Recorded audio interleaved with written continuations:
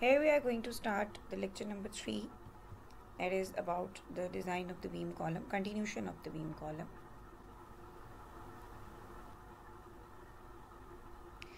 In lecture number 2 we have discussed about the flow chart. The last content of the lecture number 2 was to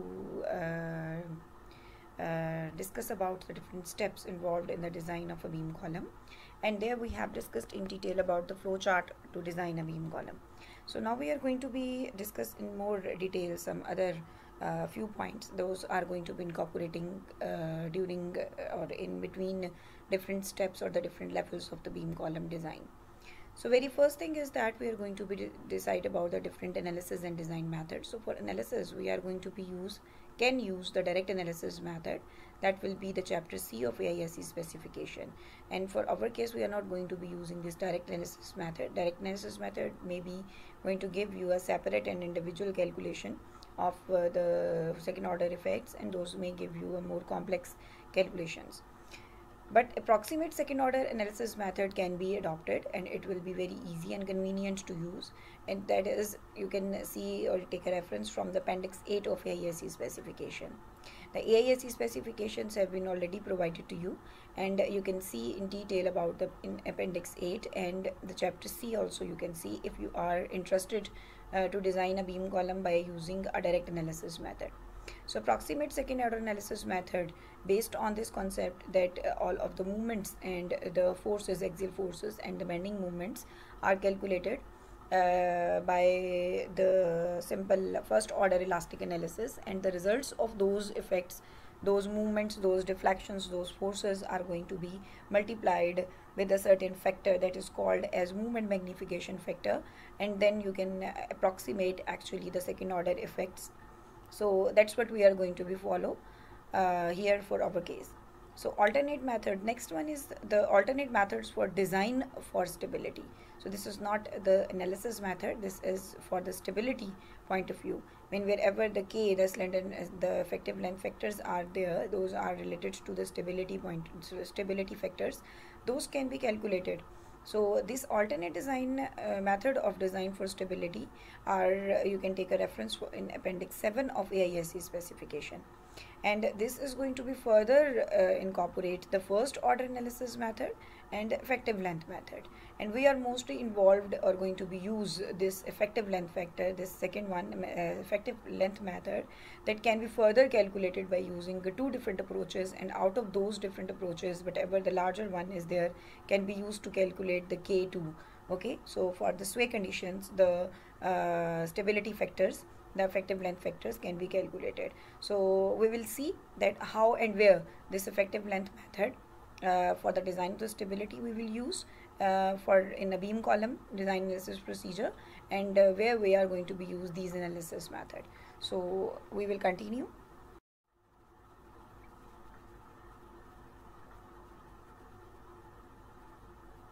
Before the start of solving an example, we have to discuss another point, that is about the notional loads. Once we are going to be do the design load analysis of any frame structure, so within the load analysis and the type of the load is involved, that is called as notional load. So your notional loads, what are those first of all, and how we can use those loads and in load analysis of the frame structure, other than the dead load and live load and wind loads and the other lateral directional loads we can using over there. So along with that, how the notional loads can be incorporated, that's what we will discuss over here. So your notional loads are the horizontal forces, those are added to the structure to account for the effect of geometric imperfections. Figure number 1 illustrates a simple version of the concept. The notional loads Ni are calculated as a portion of the gravity load Yi and applied at the each level.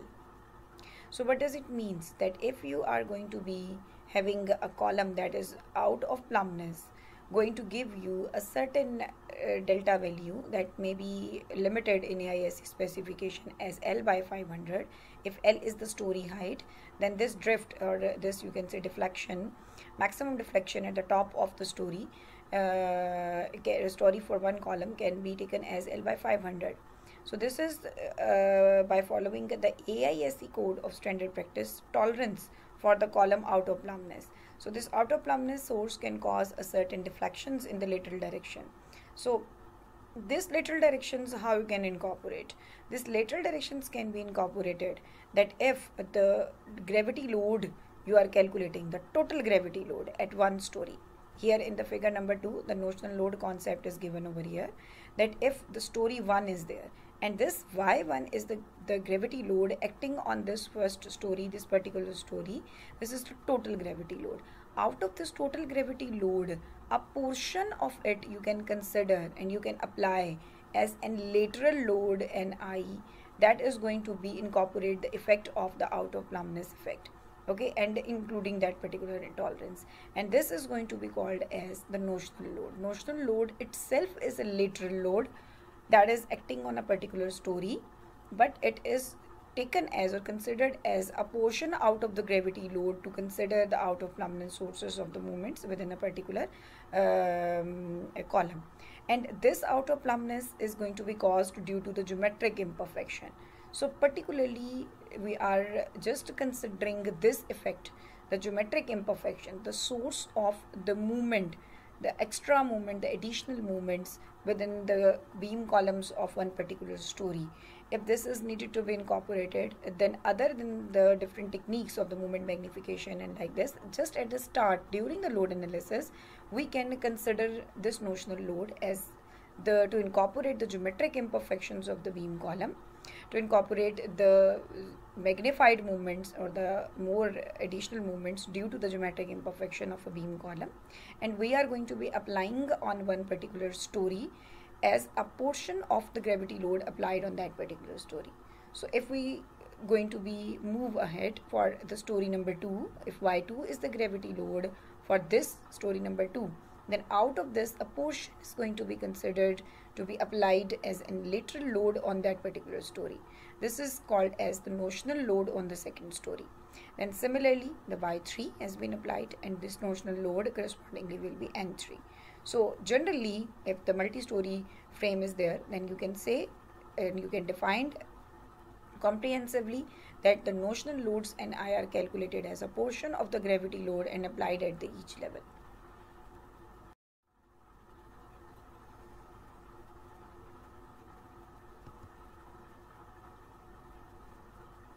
So as we concern after the definition of the notional load, if we concern for the magnitude of the notional load by following the direct analysis method and effective length method, both are going to give you the same criteria to consider the magnitude of the notional load, that is the notional load Ni is 0.2% of the total factored gravity load at each level.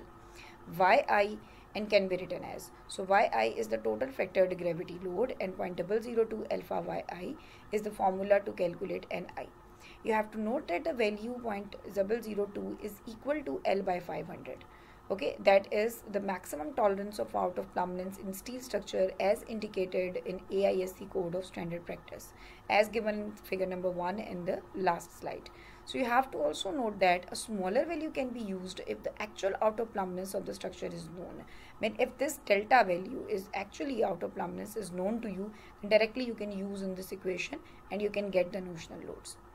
Your gravity loads are defined in AISC specification as loads such that produced by the dead and live load. This is very important to be noticed that if any load combination, this whole paragraph is about that particular fact, that if your load combination is incorporating the dead loads, any factor along with that 1.2, 1.6 etc., and you have the live loads in one type of the load combination and you are calculating the final P value in load value.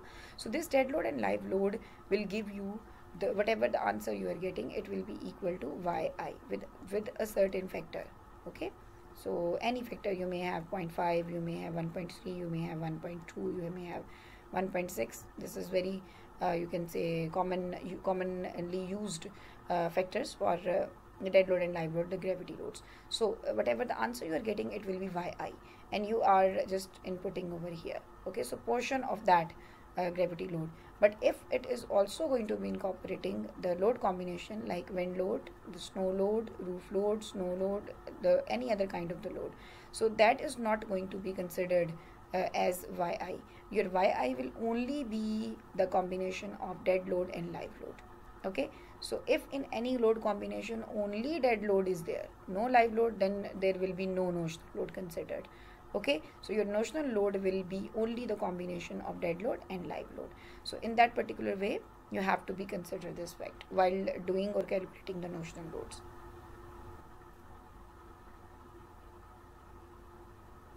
Now next slide is about the direction of the notional load. So the requirement in the IAC specification is to apply the notional loads in the direction that adds the destabilizing effects. Mean in the same direction where in lateral direction destabilizing effects due to outer plumbness, due to the geometric imperfections, your column is giving you the lateral deflections delta, that in that particular direction the notional load should be applied, because these notional loads, the purpose of the notional loads are to be incorporating is to incorporate that delta value. So if it will be there, then it should produce the delta value, meaning lateral direction for that particular frame. So the destabilizing effect needed to be added by using the notional loads in that particular direction. So what we will do in figure number 3, you can see the four frames, frames are same, but the direction of the notional loads are given in 4 different directions. This notional load direction for the gravity load combinations you can see over here. Okay, so here the no wind loads has been applied, just those load combinations, in those load combinations where only the gravity loads are included. Okay, so where how to consider the notional load direction. For gravity load combinations, you will generally not known which direction is critical, and different directions will be critical for the different members within the framing. Therefore, you will have to apply the notional loads in 2 directions, in both the positive and the negative sense. So, like in figure number 3, you can also apply the notional loads in the same direction on all the levels. Therefore, you will now have the 4 loads combinations for each gravity load combination, each with the notional loads applied in a different direction. Okay, so here you can see that the same Ni that you have been calculating, that may be in the direction where the gravity loads has been applied in upward direction, mean in one direction, x direction, opposite x to x, and in y direction and opposite to that. So it is going to give you the plan view of the frame in the figure. If from the top of the frame you are going to see the frame, so here you can see different bracing element. So here you have the main beams, and it is going to be destabilizing effect. So generally for the gravity loads we don't know, okay, because gravity load had been applied in downward direction, and in downward direction, any direction in all of the 4 may be going to be cause the destabilizing effect. So you have to consider all of the 4 directions. Okay, so along the frame, mean along this direction, along this direction, and along this direction. So it will be the lateral one. If the plan view be it is, the height is not considered over here, just along the plan you are considering the one direction and the other direction opposite to that.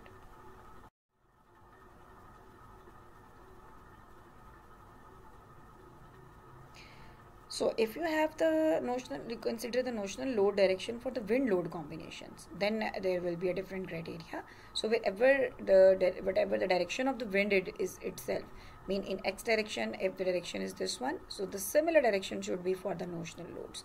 That's very important to be noted down, because the destabilizing effect in the lateral direction will be the same as the direction of the wind load.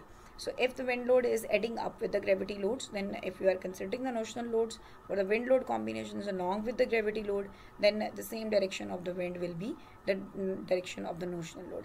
If both x and y direction wind loads are present for the frame, then what you have to do, you have to consider the notional direction in the same direction of the resultant of the wind loads acting in x and y direction.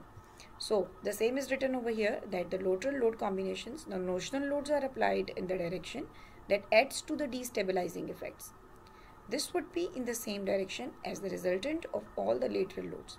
So if you are adding the notional loads to the wind load cases where the wind load are applied in the positive x direction, the notional load would also be placed in that direction. If you have a combination of x and y wind load, then you would apply the notional load in the resultant direction of the wind loads. So you have to see the figure for an illustration of this example, and I have told you in the figure that how we are going to be consider the direction of the notional load.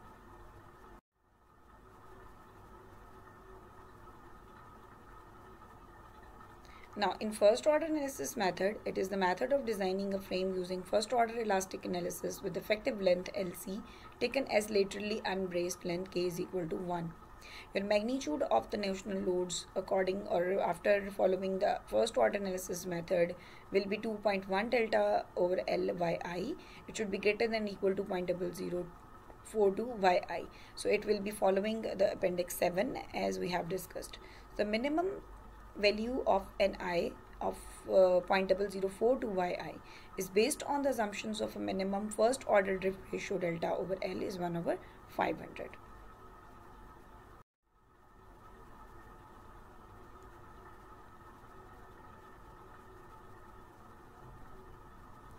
Now we are going to start with the design of a beam column by following one example. You have to design a column in a single bay, multi-story, unbraced frame shown in figure number 1. Okay, you have to, first of all, in first line of this problem statement, you have to focus on the input data, that your frame is single bay, it is multi-storied, it is unbraced, that is shown in the figure. So what does it mean, single bay? So here you can see the number of the columns. If the number of the columns in one frame are 2, this is the beam column, the first one, this is second one. Okay, so then it is going to be called as single bay. If it is going to be continued, your beam is continued in the same direction as the front view of your frame, and another column is added in the same frame, then we can say it is a double bay, mean 2 bay, and it may be continued. You may have 2 bays, you may have 3 bays, you may have 4 bays. So similarly, any number of the bays you may have, and the same can be repeated, or the half of it can mean any frame may be in the lateral direction. So if in one frame that you are designing, there is under consideration, for that the number of the bays may be more than 1. So for this particular example, the single bay we are considering, and multi-story, so starting from the foundation. Okay, so then you are going upside here. So this column is continued for the upper stories. So here we are going to be show the continuity sign. This continuity sign means to set the axial load that has been applied on that particular beam column under consideration, that is going to be applied in the vertical direction, and it is coming from the upper stories on that particular beam column. And what else is there in that particular frame? There is a beam, that is main beam for the portal frame actually. So this is also going to be called as girder, and the UDL has been applied on this particular beam. This moment of inertia, the stiffness is 1.4 I, and for the beam it is I. So if I is the moment of inertia for the beam, then 1.4 of I is for the beam. Rest of the values mean the lateral loads are applied over here. This is capital H, and you have the 6 meter length of the column and 8.5 meter the length of the bay length. So P is the load from the top stories. Ratio of moment of inertia of the beam with respect to the columns may be assumed, that is shown in the figure. You have to assume the sway is not allowed about the Y direction. Okay, mean your column is properly braced in the lateral direction. So if you are going to be consider this direction as X direction and the lateral direction as the Y direction. So lateral direction mean here in the back you have another frame, another beam column, and almost the same end conditions. So we don't know about the number of the frames in the lateral direction. So here you may have another column, just continued in that particular way in the lateral direction. Okay, so whatever the number of the frames are, we don't know, but these beam columns, those are under consideration. We need to design these beam columns. These beam columns of one frame are braced properly. So, and also the bracing conditions or the bracing procedures are not given, that whether the cross bracings are provided to brace the column in Y direction, or the horizontal bracings has been provided, or whatever the case is, we don't know, and at which direction or which distances those are there, but those are properly braced. Okay, mean the sway is not allowed. So sway is not allowed mean that the proper bracing system has been applied in the lateral direction, in y direction. Okay, so this is the y direction, and here you have in front of you is the x direction. Okay, so in the lateral direction, your beam column is properly braced, and your column is braced at mid height above this direction. Or so mean to say that if 6 meter is the height, so at 3 meter, so this 3 meter distance, half of it, mid of it, may be braced by providing an horizontal bracing, or it may be braced by providing the cross bracing only in that particular direction. Okay, so this may be happened. So any, you can say, procedure or any bracing system can be used to brace this column, but it is enough information for us to solve our beam column that it is going to be braced at mid height. Okay, so to calculate the effective length factors and later on the slenderness ratios, the stability criteria can be assessed by using this information, so it will be enough. Starting with the solution, the very first is the load analysis. Okay, very first step is the load analysis. For the load analysis, of course, you have to start with the total your load combinations first of all. Okay, and the analysis procedure. So for the load combination 1, you may have 1.2 dead and 1.6 live load. Load combination 2, including the wind load, 1.2 dead, 0.5 live, and 1.3 W. So if this is the particular case, in the same figure, mean here in figure number 6, you can see that the load value can be calculated. That will be 1.2 of 1025 and 1.6 of 410. So from where this 1.1025 410 comes, this comes from this W, this P, and this capital H. So your P is equal to 1, this is given data, P, W and H, these are given data for this problem statement. So P is, axial load is 1025 kilonewton dead load, 410 kilonewton live load. So separately the dead load and live load has been given. So what you have to do, you have to input in place of dead load for the P calculation respective 1025 kilonewton value, and for the live load 410, and then for the small w 7.3 kilonewton per meter and 22 is given. So respectively you are going to be inputting over here, and you can get the WU.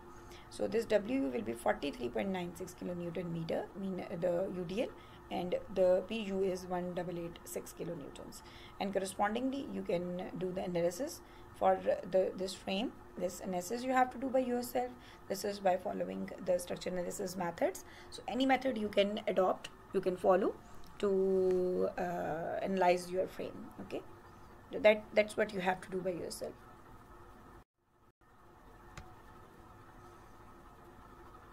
Now if you have the value out of axial load and the WU, that is going to be give you the value only the gravity part of it.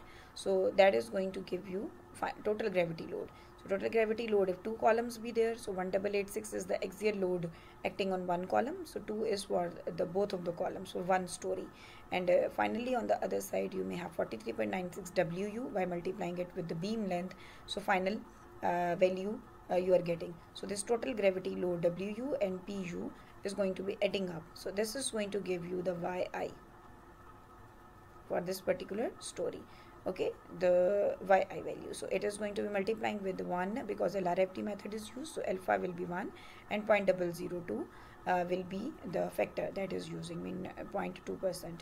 So finally you are getting 8.30 kilonewton. So this 8.30 kilonewton for this particular applied horizontal or the lateral load on that particular story, you have to again analyze your structure.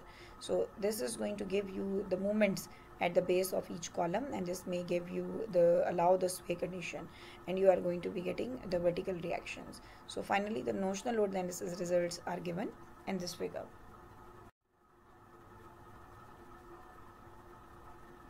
Now load combination 2 is giving you the dead load part, gravity load part, sorry, and wind load part. So gravity load part for P and W will be different. Okay, for HU will remain same. So you are getting 1435 kilonewtons for the PU and 448 kilonewton for the lateral loads, wind loads, and 19.76 for the UDL. So the same you are applying over here, 19.76 UDL, 1435 kilonewton applied, and the 448.5 kilonewton in lateral direction. So you have to do the frame analysis separately. For the no sway part, as we have been discussing in our lecture number 1 and 2 in detail, that the analysis of the beam column is based on the different load analysis of the frame for the sway and for the no sway part. So for the gravity loads only, mean no sway portion NT. Okay, so all of the values that we will get from here, that will be MNT, that will be PLT. Okay, so this analysis will give you the movements for the no sway condition for this particular load combination, and then you are going to be analyze your structure, your frame, by applying only the lateral load, not the axial and UDL. So that's mean you are allowing your frame to sway in that particular direction. So sway part and no sway part, so LT and NT. So all of the movements that you will get after the analysis of the frame for the sway conditions, for the lateral load condition, mean wind load condition, that will going to give you the movements for LT case. So in this way, the lateral translation and no lateral translation. So in this way, sway and no sway. Okay, so no sway and sway part. So in this particular way, you have to add in this particular form the notional load analysis also. It is missing over here. For the gravity load, you have added it, if you will see in slide number 10. So you will see the notional analysis for load combination 1. But here in this particular lecture, in these slides, those are given to you, the load combination, for the load combination 2, the notional load analysis has been missing. Okay, so whatever the gravity part, load part is for out of this load combination 2, you have to consider the NI, and this NI you have to be apply in this particular direction. That value obviously be different.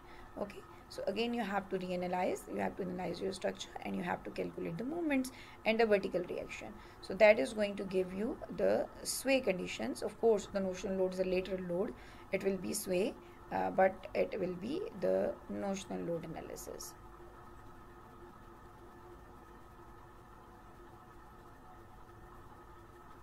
Notional load analysis.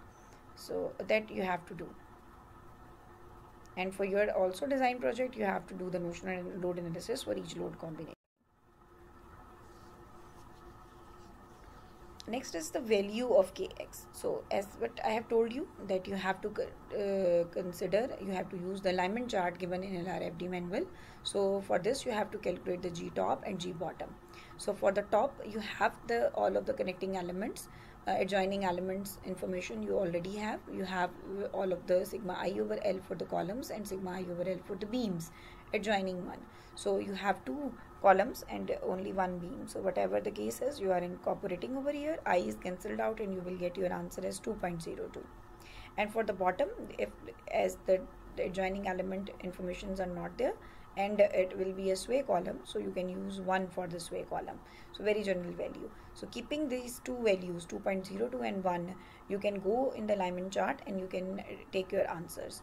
Okay, so K1x you will get 1 for the braced frame. So for if the braced frame be there, then very directly you can use 1 value. But for the K2x, you can use in x direction, you can use 1.45 for unbraced conditions by using these G top and G bottom value. This 1.45 you will get from the alignment chart. Now value of Ky, no data of connecting element is given for the y direction. Hence the approximate value may conservatively be assumed for the no sway in this direction. So as already we are known with this fact that in y direction our frame is properly braced, then we can use the Ky is equal to 1.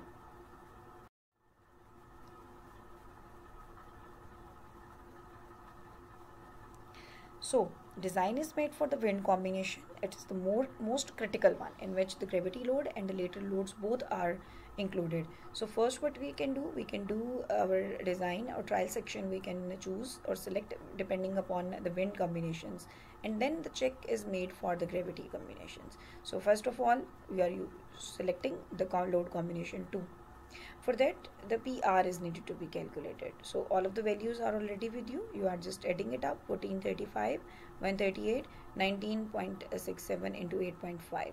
Okay, so according to AISC, maximum movement for different type of the loading, NT and LT, acting at different locations or of different signs, are to be added magnitude wise in any combination. That is very important. You have to note it down. This is very important to note. So many of the students were asking me about this point. So for the this is valid for the your lateral 138 and 138 like this. So for the lateral conditions also this valids.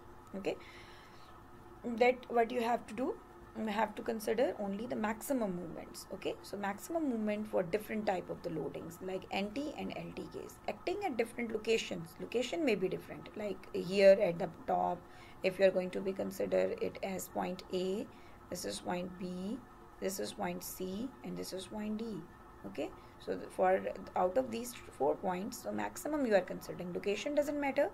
Okay, and their type of the loading, mean NT and LT will doesn't matter. So out of these, the maximum you are going to be taken out, and with the different signs may be there, but you have to add those as magnitude wise. Okay, so finally you can get the movements. For PR it's very easy.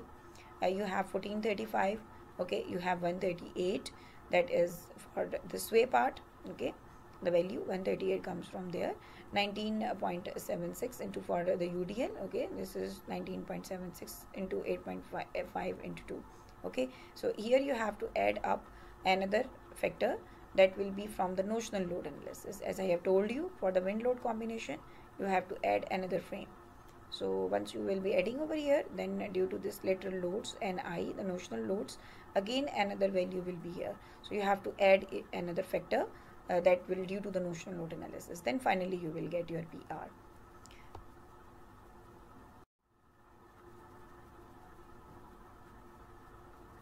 So keeping this thing in our mind, our MNTX will be 51.2, our MLTX will be 759, the maximum one.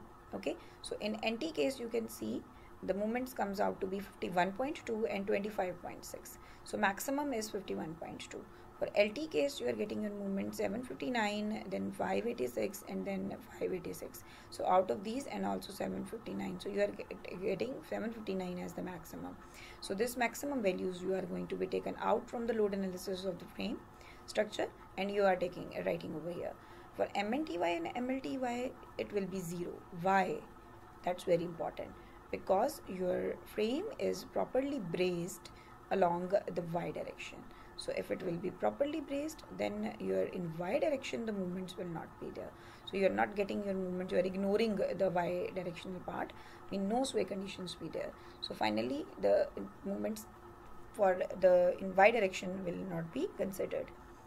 Now K2, LX, K1X, KNY, all of the values are already with us. So what you can do correspondingly, you can find out multiplying it with the lengths. So here you can see in X direction, for sway case and for no sway case, you are multiplying it with the total length of the column. But for the Y direction, you are multiplying it with the 3 effective length vector. So this 3 is the bracing part, mean unbraced part. So unbraced length of the column is 3, because your column is braced at mid height in the Y direction. That's what we have discussed. So for LT case and for NT case, okay, both. So here you are in Y direction, you are multiplying it with 3. Now starting with the P equivalent calculation, you have MX for the first trial. By following this equation, it comes out to be 4.3. So you are assume a 115% magnification. So only in X directional movement be there. There will be no Y directional movements, MUY. So why is that so? Because in Y direction your column is properly braced. So what does it mean? No movements and no factors, magnification factors in Y direction is needed to be calculated. Only B1X we will calculate, and correspondingly the B2X we will calculate. So that will be discussed in later steps, but right now we are interested to calculate P equivalent. So PU is with you. You are considering the 15% magnification for the movements, and you are just adding up in X direction MND and MLD. So your MU will be equal to In this particular stage, MNT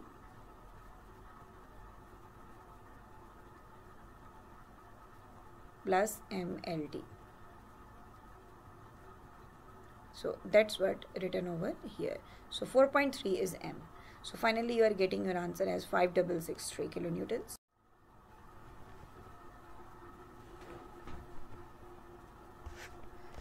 So using column table of reference 1 for this P equivalent, you are getting Ky Ly is with and Ki by Ly 3 meters. You are having your trial section equal to W 316 to 216. You can revise your Mx value by using this equation, and you are getting another value that is 3.99. So again you are calculating the P equivalent, it will be 5374, and corresponding to that you are getting with the same section Ky Ly equivalent comes out to be 5.47, and corresponding to that you can calculate you can get your, and keeping those values you can have a trial section again. So it will be the first trial section, it will be 360 into 237. Okay, so you have the capital A mean area of cross section, you may have the radius of gyration Rx over Ry, and you may have the moment of inertia. So keeping all these with you, you can calculate the K2 value. Okay, so that's what I have told you. In effective length method for design for the stability, that's very important. The K2 factor for the calculation of Pn in movements frame may be determined by the story stiffness method, 2 approaches, and secondly story buckling method. So whatever the larger value of the K2 you are getting out of calculating by using the story stiffness method and story buckling method, that will be the final one. So the detail of using the values of the K2 by using this formula and by using this approach, story stiffness and the story buckling, both the formula is given over here. Okay, the detail you can discuss or you can see by in reference of the solution of this numerical problem in your reference book, Dr. Zaid, in the steel structures by Dr. Zaid Ahmed Siddiqui. There this formula has been in detail has been discussed with its all parameters involved in this equation. Okay, so you are solving the left hand side and right hand side, and you are checking that whether the value calculating from the left hand side comes out to be greater than or equal to right hand side. So if it is not, then at least equal to that you are considering. So story buckling approach, same, it is going to give you this formula, particularly on left hand side it should be greater than or equal to this value. So if not, then at least the least value you have to consider. So where Kn2 is defined as the value of the K determined directly from the alignment charts. Okay, so जो alignment chart से हमने calculate किया वो आप directly यहाँ पे use करेंगे. So the detail of each and every factor including what is PR, what is P story, what is this, also we will discuss over here, and in detail how to input the values to solve this formula will be in the book. You can take the reference.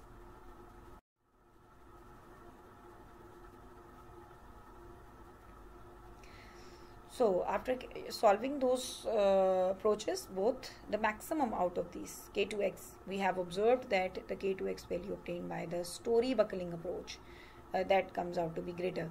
It will be 1.389. Okay, so keeping this 1.389, you can now go for the K1x LX mean the R value, and the capital R you can calculate. So finally your R will be maximum out of these three, so it will be 52. This 52 is less than 200, so the check is okay for the slenderness ratio for the stability factors. So finally keeping this stability factor satisfied, you can go towards the capacity check. So 5CFCR comes out to be 194.95 corresponding to this 52R, and this is going to be input over here to get the PC value. So you keep this PC with you, because this is one of the parameter used in interaction equation, where interaction equation is getting the PR over PC, and we do not have the My, so only Mx for this particular problem. So it will be Mrx divided by Mcx. So what does it means? That till now we have calculated PR, we have calculated PC, we have already MRX, only MCX is needed to be calculated now. So m1 over m2 is positive because okay, now we start with the moment magnification factor. So for the moment magnification factors b1, we need cm in x direction. No, not y directional values are involved over here, so just cmx.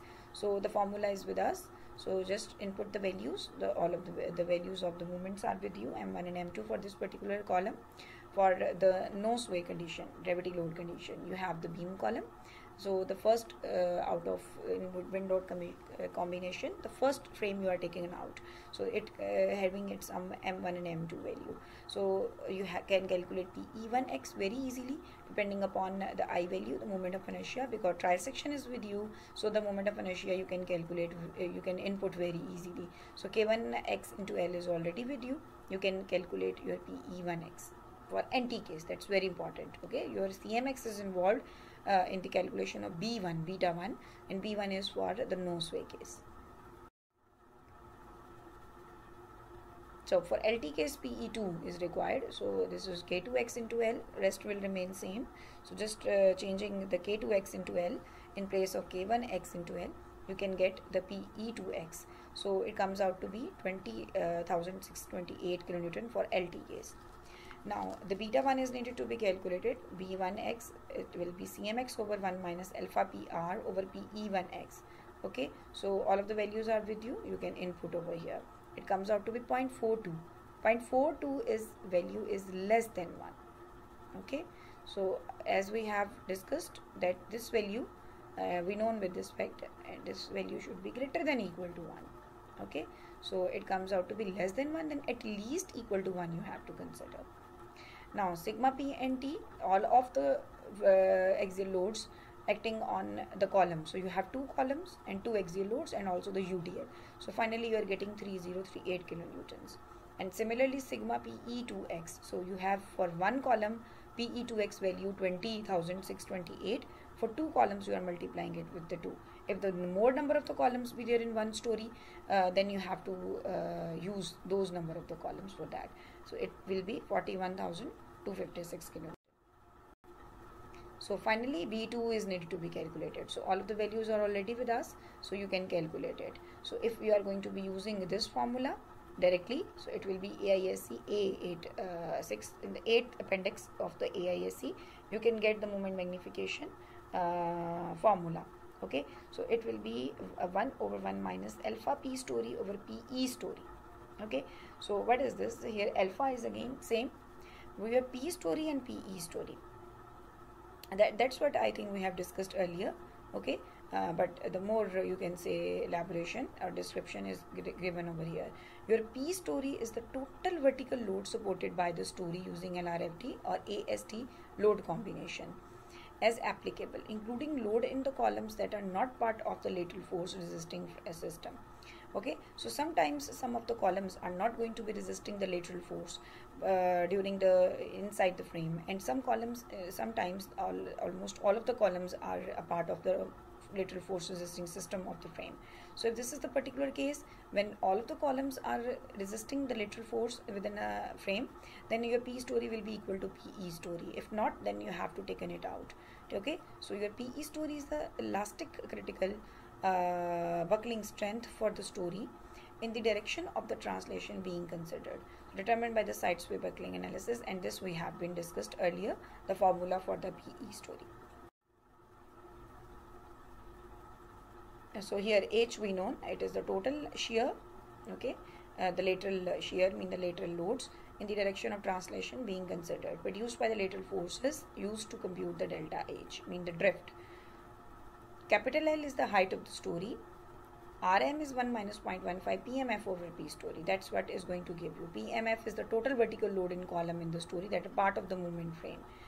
If the direction of the translation being considered, and it will be considered at 0 for the braced frame system, because it is not going to be transferring the movements. Delta H is the drift, first order interstory drift. Okay, that's what we have discussed earlier. About the drift we have discussed in detail in the lecture number 2. In the direction of the translation being considered due to lateral forces, computed using the stiffness required to be used in the analysis.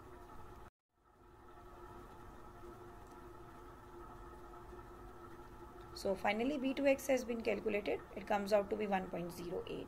So this value should be equal to and greater than 1, and we are getting our answer for B2x equal to 1.08. So what does it mean? It will be okay, fine, we can use this 1.08.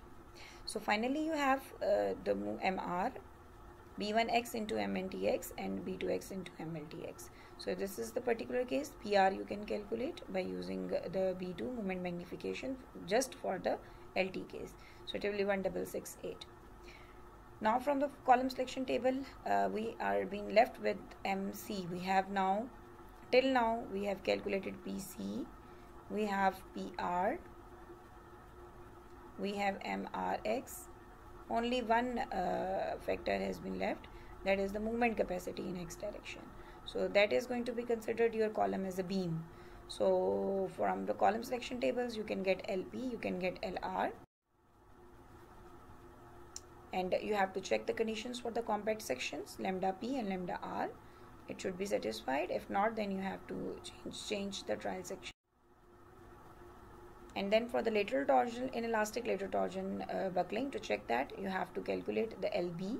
It is greater than LP, so you can use the formula correspondingly, and to calculate MP, and finally you have the phi BMP.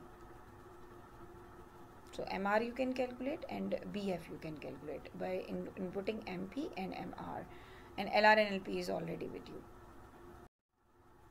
So if BF is with you, then corresponding formula you can use for the calculation of MCX. So moment capacity has been calculated. It comes out to be 1038.9. So this is the fourth factor for the interaction curve. So which interaction equation is needed to be used? For that you have to use the ratio of PR over PC. So for your case, you are getting your PR over PC equal to 0.296. It is greater than 0.2. So you have to apply the reduction factor with the movements. So 8 by 9. So you are getting your answer equal to 1.041. It is greater than 1.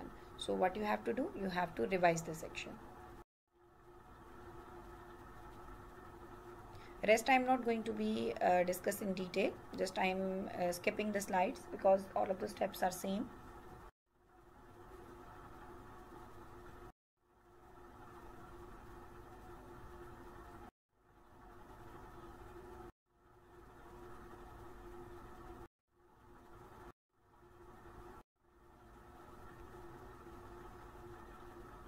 So after calculating all of the 4 parameters of interaction equation, PR over PC comes out to be again greater than 0.2.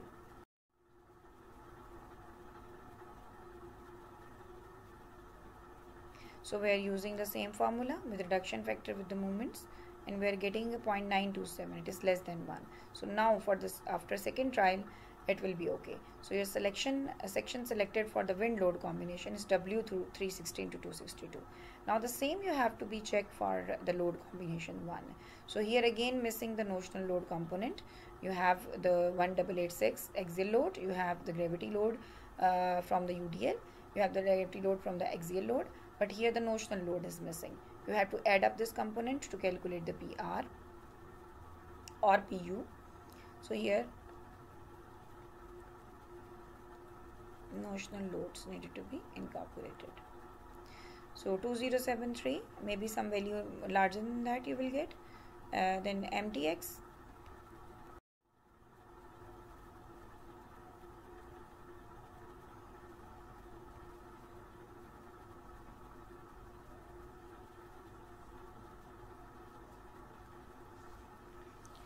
and you are calculating B1x and MTX. So no B2. Okay, so why is that so? So now I think you can give the answer and you will well understood, because it is for load combination 1. Your load combination 1 is purely gravity load. Okay, so for the purely gravity load there will be no B2. So you are getting your PR over PC and it will be 0.3332 greater than 2. You have interaction equation with a factor with the moments, and you are getting your answer as 0.39. So it is well less than 1. So what does it means? That the section that is going to be satisfying the interaction equation for the wind load combination for the gravity load, it is much more safer. So you are getting your answer finally as 316 to 262.